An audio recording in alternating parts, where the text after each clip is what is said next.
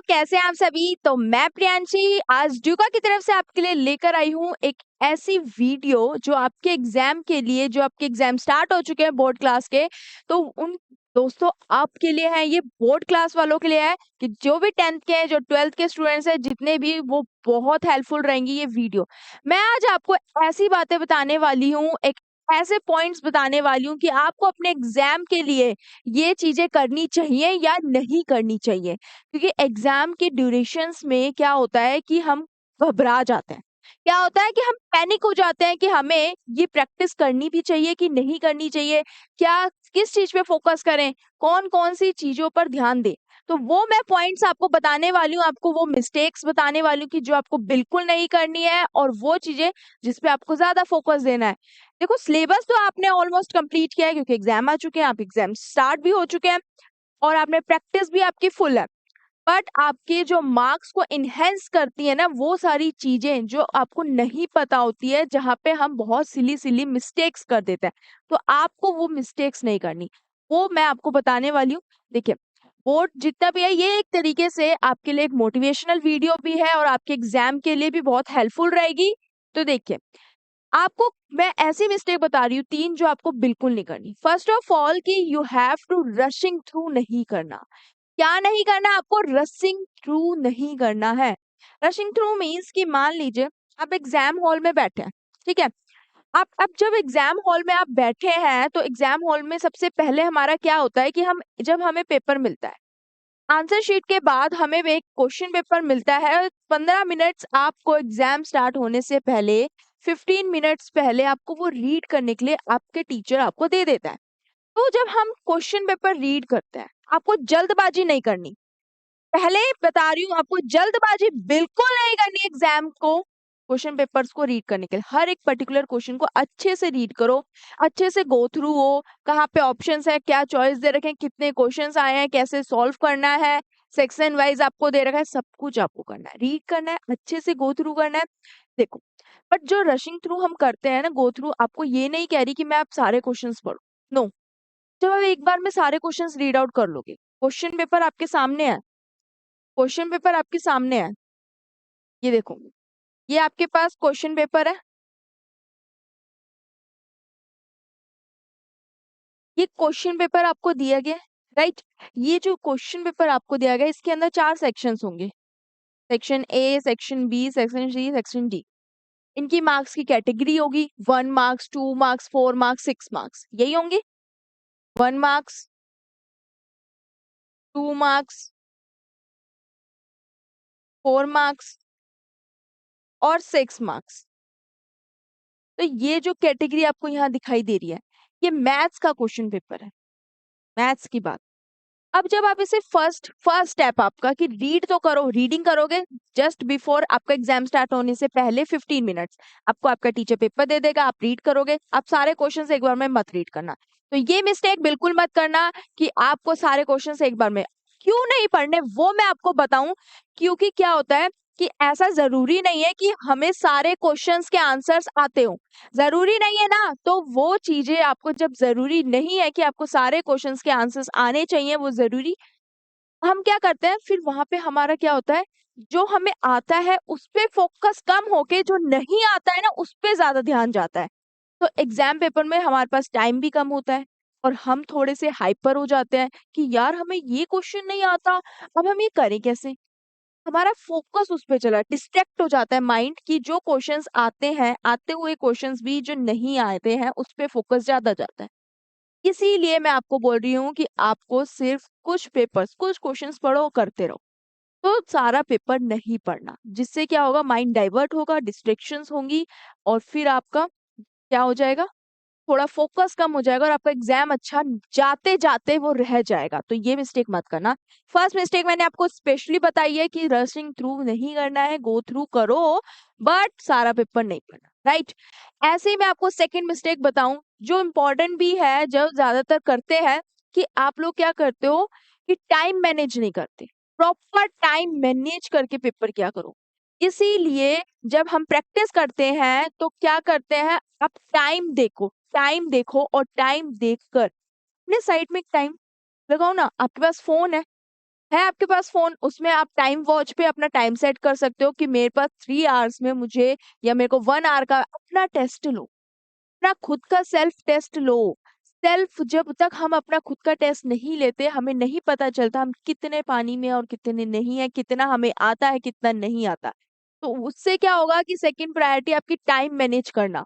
Time manage करना सीख गए तो आप हर चीज लाइफ में, लाइफ का एग्जाम्पल भी, और चाहे आप एग्जाम के हॉल में बैठे हो, किसी भी हॉल में बैठे हो, तो वहां पे टाइम मैनेज करना आपको बहुत हेल्पफुल रहेगा कि क्वेश्चन पेपर को टाइम मैनेज कैसे करोगे, स्पीड बढ़ा के।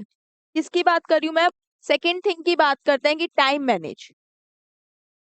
टाइम मैनेज में क्या गलतियां करते हो वो मैं आपको बताती हूँ।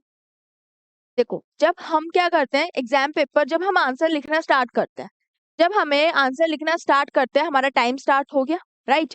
तो हमारी जो स्पीड होती है ना, जो हमारी स्पीड, वो स्टार्टिंग में तो क्या होती है, हम क्या लिखते हैं, धीरे धीरे धीरे, मतलब नॉर्मल स्पीड पे लिखते हैं।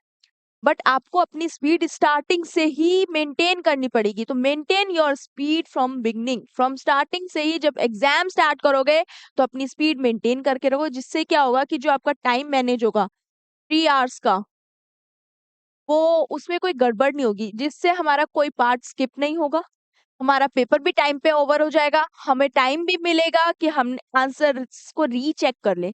हम डबल डबल रीचेक कर सकते हैं, हमें अगर कुछ लगेगा कि ये सही नहीं है, पॉइंट गलत है, तो हम उसे भी करेक्ट कर सकते हैं। तो टाइम मैनेज करो, अपनी स्पीड को मेंटेन करके रखना स्टार्टिंग से। तो मेंटेन योर स्पीड। क्या करनी है आपको दोस्तों? Maintain your speed from starting.